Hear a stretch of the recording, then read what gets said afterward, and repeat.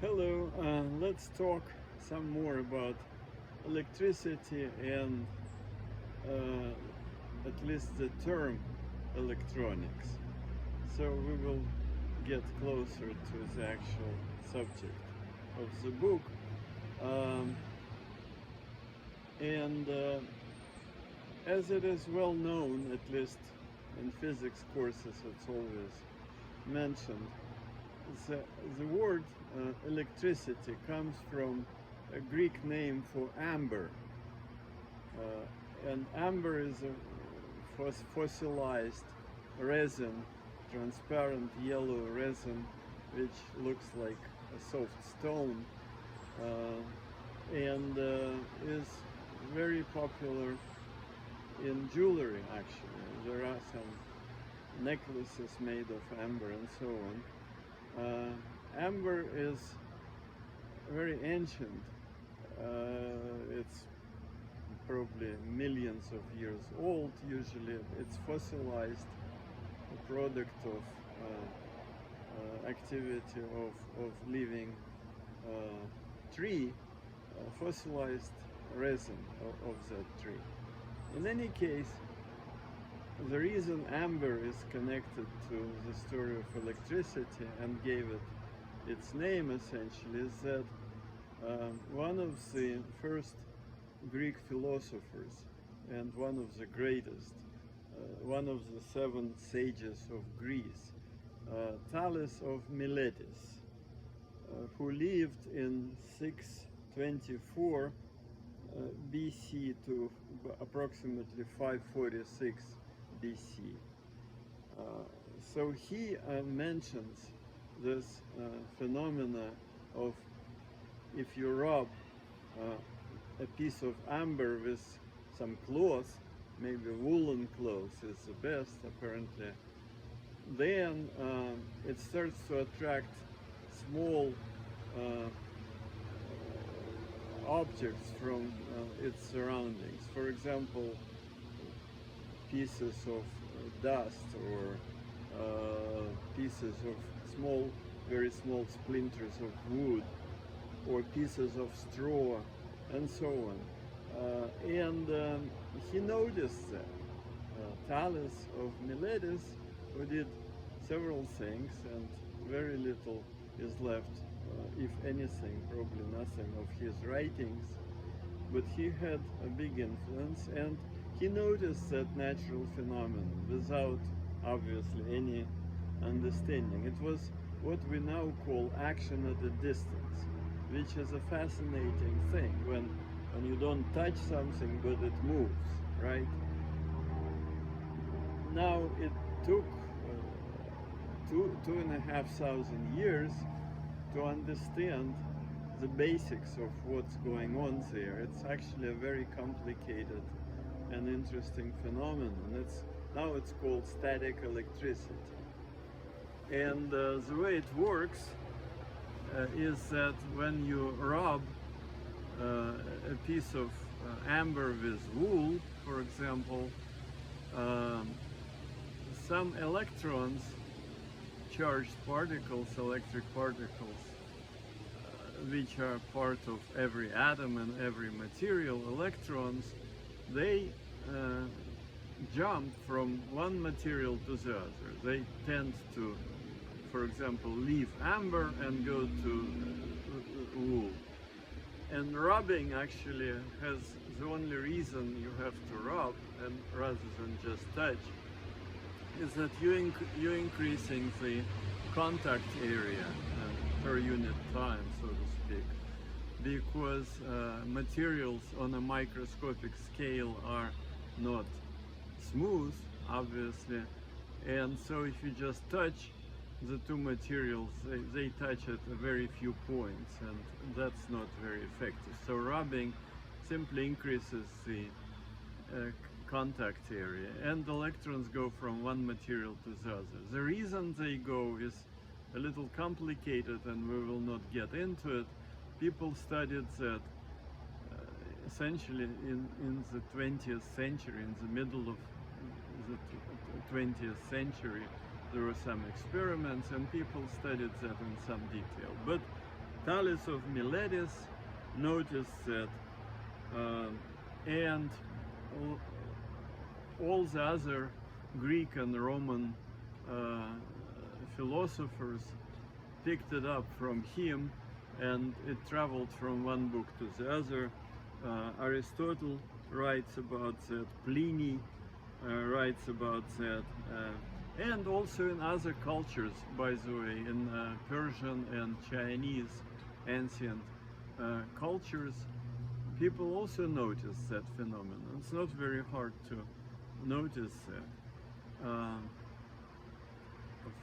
Alexander von Humboldt, a Prussian naturalist and explorer, he traveled in South America, and in the 19th century he described that children of a certain savage tribes that he observed there played the same way. They wrapped something, probably amber, I'm not sure, but and they played with picking up little pieces of bamboo, according to von Humboldt. So it's a widespread, mysterious thing which was not understood at all for 2,500 years. But in 2200, after Thales of Miletus, right? In specifically exactly at 1600. So it's the beginning of 17th century, the first year of 17th century. This phenomenon was revisited by a very remarkable man whose name was William Gilbert. And he lived between 1544 and 1603. And it's interesting that in addition to being one of the first to write seriously about electricity, I will say a word about that in a minute, he was in the last 3 years of his life, from 1601 to 1603, he was also a personal physician to Queen Elizabeth I, the good Queen Beth. And she died actually in his care while he was her personal physician, and he died in the same year, but not as you probably think, maybe they killed him for not taking care of the Queen. No, he was in good standing and he just happened to die in the same year. But in 1600, he published a book which is considered the first serious book ever about electricity and magnetism, and it was called De Magnet. De Magnet, probably he probably wrote in Latin and so on. And most of this book was devoted to an idea which turned out to be correct, that Earth is a big magnet. And he proved that. He actually took natural magnet, which people call lodestone. I think there is a name for this material, which was discovered also by ancient Greeks. Also maybe 500 BC or something like that. But lodestones were discovered, I think, in Magnesia. And that's, I think, why people use the word magnet for this phenomenon. But they also have some action at a distance, famously for things made of iron. Iron is a ferromagnetic material and it gets attracted to the magnet. That's another long distance action which was completely unexplained. But Gilbert, he made a little sphere out of this natural magnet and showed that compass needle was pointing towards the north of that sphere as you moved it around, sort of making a model of the Earth, magnetic model of the Earth, which was a very good physics experiment for the time. And then he also studied electrical phenomena. At that time, people probably did not quite make a distinction between electrostatics and magnetic field. It was all quite murky and unclear what is what. But he also Gilbert rubbed various substances with various other substances. And I think he even composed a table of various pairs of material which produces electrostatic effect. Amber and wool, that was the ancient thing from Thales. And then wool and plastic. Oh, okay, plastic, that's a good joke. Obviously not discovered by Gilbert, but later on plastics did not exist.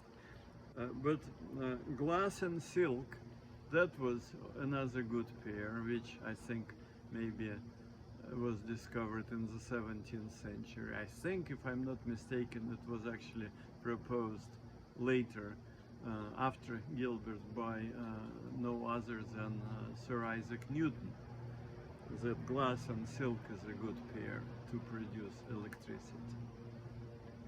Anyway, what people saw was totally unexplainable at that time, but they saw that in the space surrounding one of these pieces, either amber or wool or any of that, in space surrounding that piece of amber, there is some invisible tension which attracts other things, and it turned out to be what people now call electric field. It was the electric field. So the word electricity then appeared in the 17th century in English language because Gilbert used it, and it meant from amber. Essentially it meant of amber or from amber, electricity. And electricus, I think he wrote in Latin, right? And then the word became well known, and all the experiments in this field were experiments from then on electricity. So then in the 18th century, it took a while, and Newton knew about electricity, obviously, but he didn't do anything because he was a very good scientist, and he didn't want to waste his time on something he had no idea about how to study and what to do.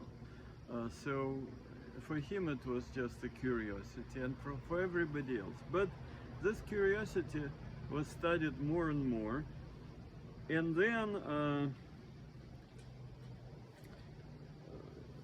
some progress in that occurred when people improved on that rubbing experiment.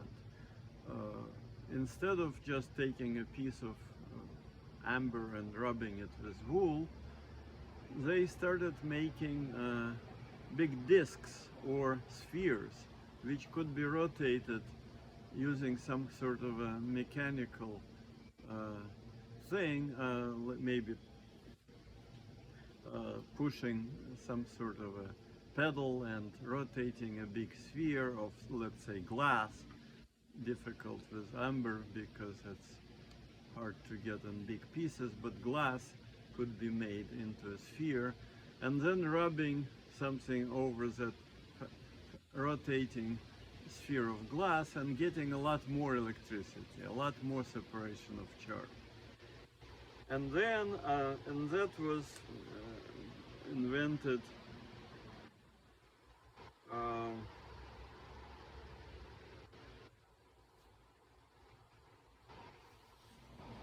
I think in the 17th century, those machines, what we call now electrostatic machines, were invented in towards the end of 17th century, And then in 18th century, there was a very good scientist in England, Stephen Gray, who experimented essentially around 1729, 1730.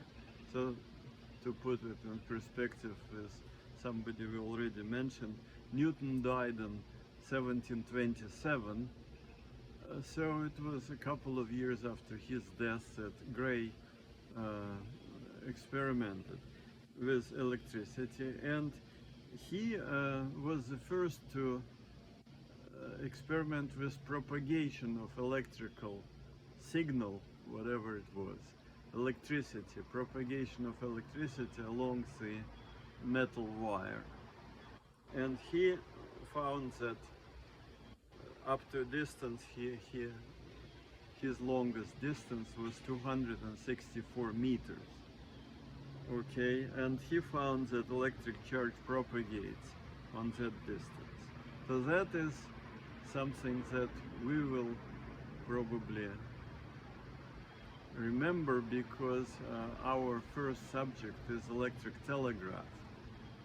And electric telegraph requires that propagation of electrical charge, electrical signal along the metal wire, because that's how signals go in telegraph, using wires, right?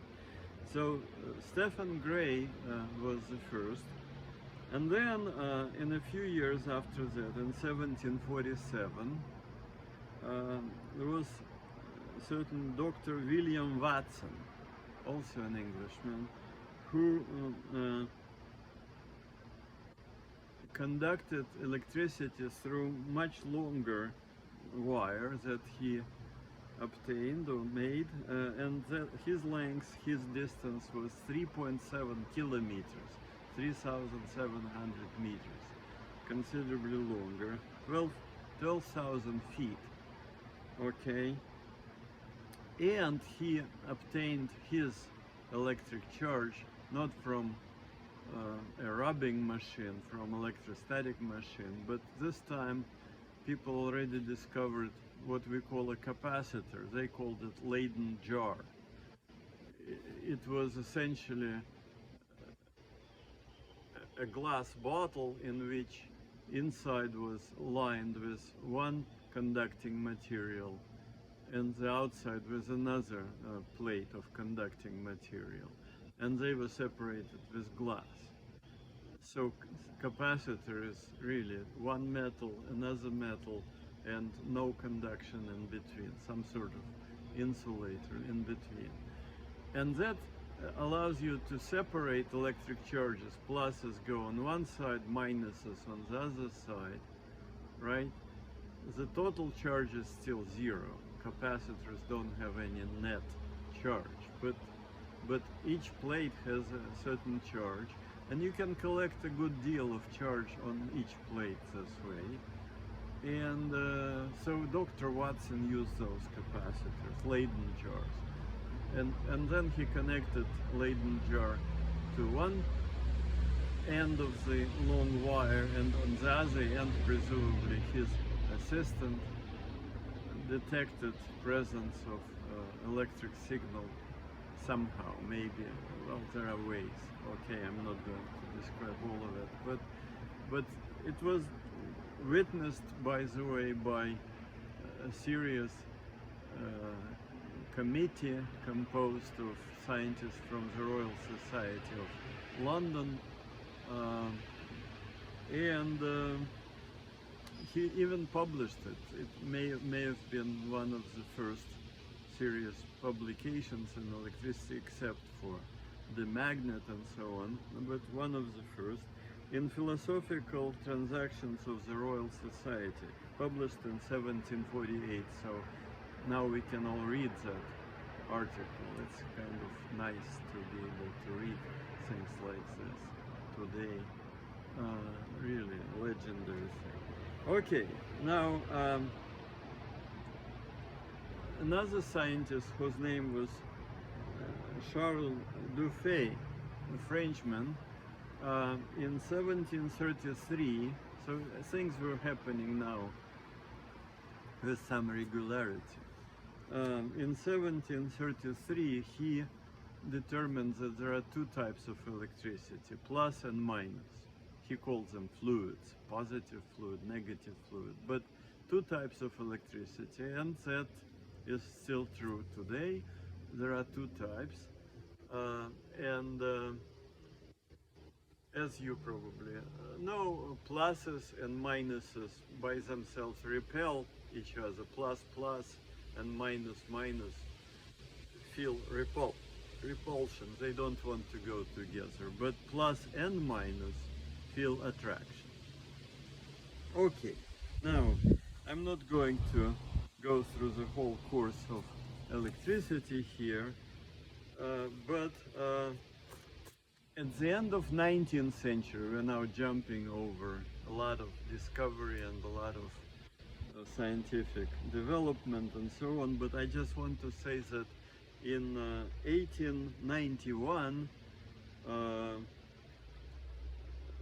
the name electron appeared, and people who wrote about that was, I think, a Scottish scientist. I forgot his name at the moment, it's in my book. But he said that this must be an undivisible smallest quantity of electricity, or something like that. And he was right. And he called that quantity electron. But nobody knew anything about the properties of electrons. The name was given as an idea that there must be a smallest quantity of electricity, which is well defined and always the same. Okay, and then in a few years, in 6 years, in 1897, finally J.J. Thomson in Cambridge measured the ratio of electric charge, what is called E, that is the same E which we use to talk about various electronic things. E is the charge of electron, little e. And he found the ratio of E to M. M is the mass of electrons. So the ratio of charge to mass was first measured in 1897 by J.J. Thomson, whom everybody called J.J. And that was the first indication that such a particle really exists, and this ratio is always the same. So it's really true that there is a standard of some kind for both, in this case, charge and mass, but they didn't know each quantity separately. That was measured later, some 15 or so years later. Charge was measured, and therefore mass was determined. Turned out that the charge of electron, let's just give this famous number, not that it will give us any special pleasure, but the charge of electron is minus, it's a negative part of electricity. Electrons are negatively charged. Minus 1.60 times 10 to the power of minus 19 coulombs. Now, very briefly, 10 minus 19 means that there are 19 places after the decimal point before 1 appears, 1.6. So 1 appears 19 places after the decimal point. So if you wrote this without this so-called scientific notation, which I just tried to quote, it would be a pretty horrible exercise, and you have to count 19 zeros before you put 1 there, or 18 zeros after the decimal point. 19th place would be 1. And Coulomb is the name of Charles Coulomb, who measured the force between charged objects and so on. And after him, it was a big thing, but I'm not going to describe it in any detail. But his name became the unit of electric charge, coulomb. And the mass was later determined to be 9.11, so 9.1 times 10 minus 31 kilograms. So again, 31 places before you write that 9 after the decimal point. 31 zeros, 30 zeros, and then 9 appears 1, 1. So scientific notation is very useful, otherwise it would be crazy. Okay, anyway, I think I want to say something before we finish. It's already 25 minutes, so it's a long video again. But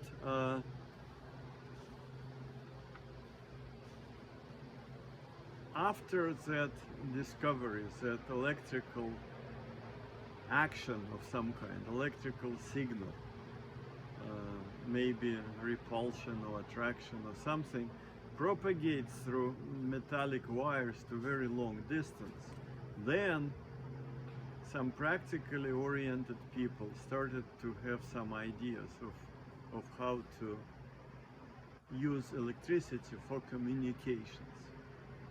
This was actually one of the first applications of electricity. What is it good for? So you can collect electric charge, you can put a lot of charge, separated charge, plus and minus on Leyden jar, on electrical capacitor. You can then connect a person to this capacitor and see how he or she jumps with pain, because it can be a painful discharge. In fact, it can kill. At that time, they conducted experiments with so little charge that they didn't kill people, but they were jumping all right, and it's described. So you can do all of that, but what is it good for? So far, absolutely nothing, right?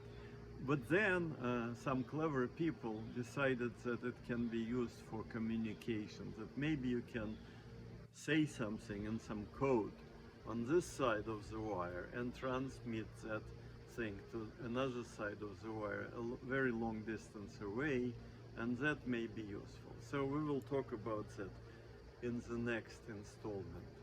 Bye bye, thank you.